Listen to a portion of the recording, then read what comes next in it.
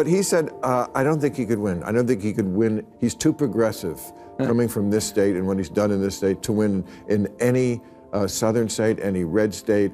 I disagreed, but no, this is a progressive African-American owned station, and I'm sure they like you, but he doesn't think you can win. What do you say to that? It's one thing to throw a little shade at your favorite politician, but it's another level entirely to torch him live on national TV.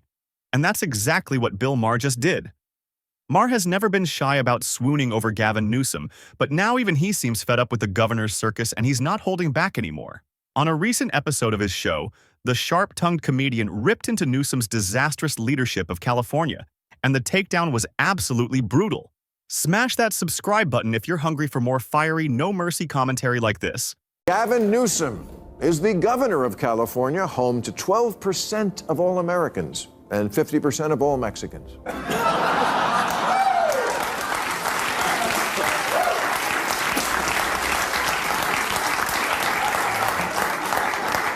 On the upside, Newsom is the only governor, with the possible exception of Kristi Noem, who looks like they could do porn.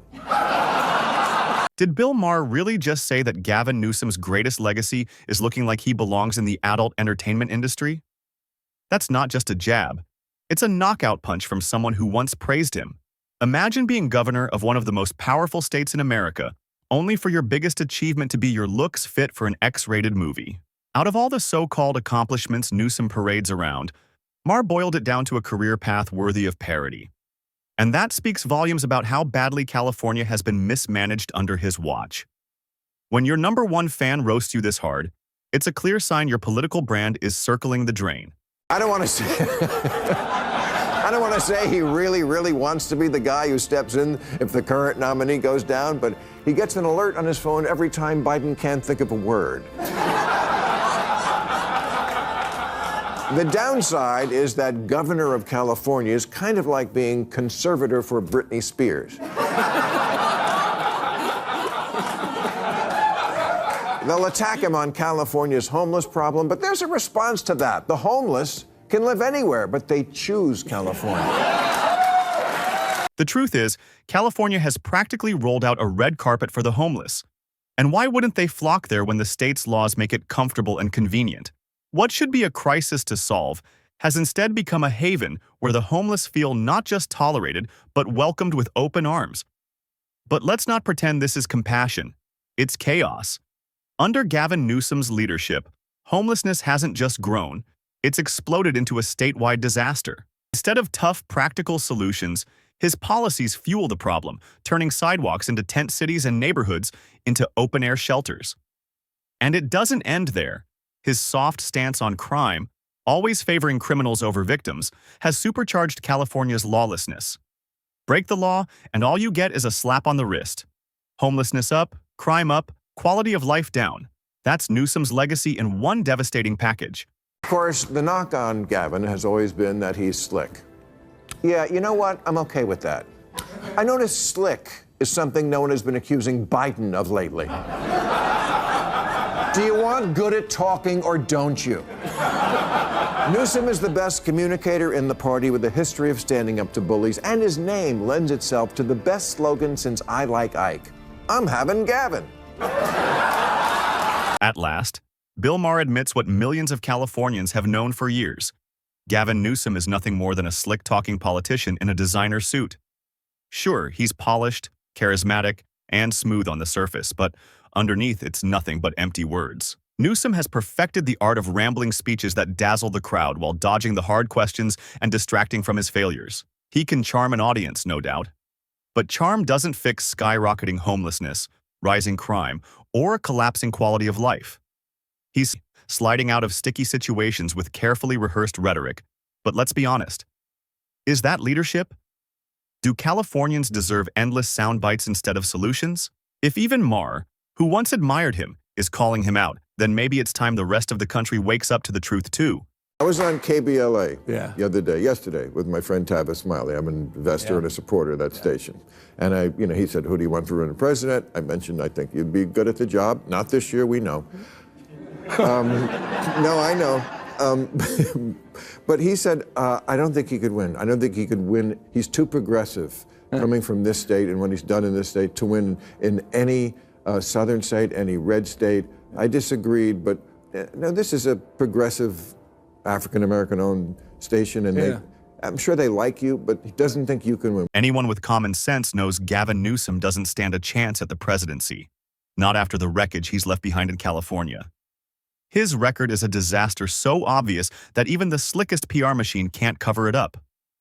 Across the state, residents are fed up, openly voicing their frustration at how far he's dragged California down. Once a hub of innovation, business, and prosperity, the Golden State is now a place companies are fleeing from in droves. Major businesses have packed up, taking jobs and opportunities with them, while countless high-profile individuals have also left, unwilling to suffer under his reckless economic policies. Add to that a crumbling middle class and a crushing cost of living, and it's no wonder California's mass exodus is breaking records. And here's the twist. Even many Democrats think he's gone too far. When your own party's base starts calling you too progressive, it means your presidential dreams are dead before they even begin. Look at the swing states. There's only 8 of them. Right. Well, I mean, California's an interesting case study, isn't it? It's the size of 21 state populations combined. Yeah. 2/3 of the state is very deeply red. We don't need to be lectured on rural politics or border issues. I mean, in so many ways, these are familiar issues, and the issues of the heartland of the United States are very much a part and parcel of the work we're doing in this state. But look, I understand this notion that you're from the coast, you don't understand those things. You can't talk the language. You're not able to communicate, and you're not able to actually encourage and find that common ground. It's stuff like there's a new law in this. I think we have way too many regulations and laws, as we've talked about. And this one, I think, says if you're a department store with over 500 employees, you have to have a gender-neutral toy department. Yeah. Stuff like that. Here's where Bill Maher hits the nail right on the head. What's really dragging Gavin Newsom down isn't just homelessness or the collapsing economy. It's the nonstop woke circus he's been cheerleading from day one. Voters across America are sick of identity politics being shoved into every corner of their lives. And in California, under Newsom, the state has become ground zero for it. The laws are some of the most absurd in the nation, and Maher highlighted one of the worst: a mandate forcing any toy store with more than 500 employees to create a gender-neutral department. Because apparently, in Newsom's California, kids can't just play with toys. They have to make a political statement while doing it, as if people don't even have genders anymore. This kind of tone-deaf policymaking doesn't inspire voters. It makes them roll their eyes and laugh at the idea of him ever being president. Too much government there. That's an interesting one, because the department stores came to us supporting that. And they were the ones making a case for that. They were making a case they're already moving in that direction. Wanted you to make a law about them? Well, but they supported the legislation. It wasn't legislation that was enacted, that was initiated from my office, but it was legislation that came up with interesting support from the industry itself. But I understand how that's exploited, and good people can disagree. But that's not something we woke up and said, this is a top priority for the state, when we know what the top priorities are: homelessness, housing, the issues of crime, quality of life, and issues related to regulation and taxes, which are all top of mind. And that right there is his slick talk in action, the oldest trick in the politician's handbook. No one's accusing Gavin Newsom of being blind to California's problems. Of course he knows them. Everyone does. Homelessness is spiraling. Crime is rising in every major city. Taxes are suffocatingly high, and businesses are running away from the state in droves. These aren't secrets. They're daily headlines. The problem isn't awareness, it's action. Knowing the house is on fire doesn't make you a hero. It's grabbing the hose and putting out the flames that matters. Yet Newsom hides behind smooth speeches and buzzwords, pretending that acknowledgement equals leadership.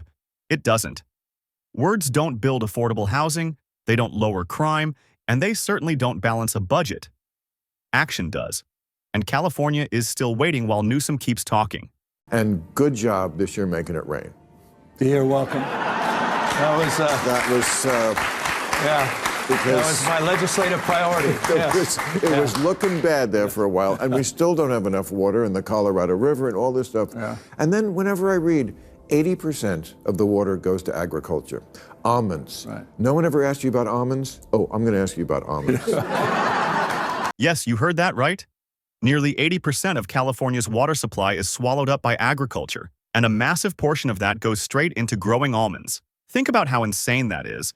This is a state notorious for devastating droughts, where wildfires rage every summer, and where residents are constantly told to cut back on showers and lawns to save water. Yet behind the scenes, billions of gallons are pumped into almond orchards. Why? Because almonds are California's cash cow, and big agriculture has the political power to keep the water flowing their way. So while ordinary people are forced to ration water like it's the apocalypse, corporate farms are draining the state's lifeline. The irony is brutal. In a land of fire and thirst, California's water isn't saving its people, it's growing nuts. We grow a boatload of almonds I'm well here. aware. You know how much water it takes? Many gallons. 1,900 gallons to grow a pound of almonds. Yeah. Come on, man. take on big almond. Take on big almonds. I mean, it's not like we don't have the water. No.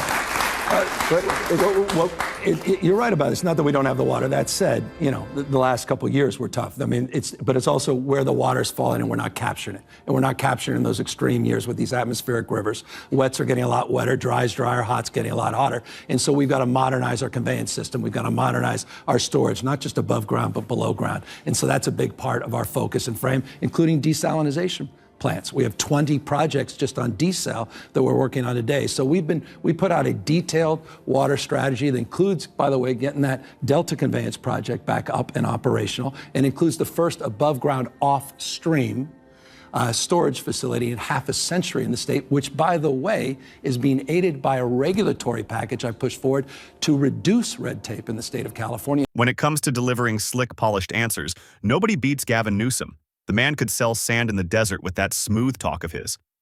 Every press conference, every interview, he acts like he's reinventing leadership with bold new ideas. But peel back the glossy words and the reality is far less impressive. He's not solving the crises Californians live with every day. He's perfected the art of political theater. Homelessness keeps skyrocketing. Crime ravages cities. Businesses are fleeing under crushing taxes. And yet Newsom still talks like California is thriving. It's not leadership. It's a performance. His greatest skill isn't governing, it's spinning the narrative. And while speeches might win applause, they don't fix broken streets, lower costs, or make families safer. Words can dazzle the crowd, but they can't deliver results. You're good at this. What? See, I'm telling you're good at this job. Okay, but here's, I feel like the last couple of years you've purposely picked this fight with the red states. I mean, the DeSantis. Yeah, but I don't want to live in the Civil War country. I agree with that. You know what? Well, but you seem like you purposely want to set up this dichotomy between, this is a blue state and that's a red state. Yeah.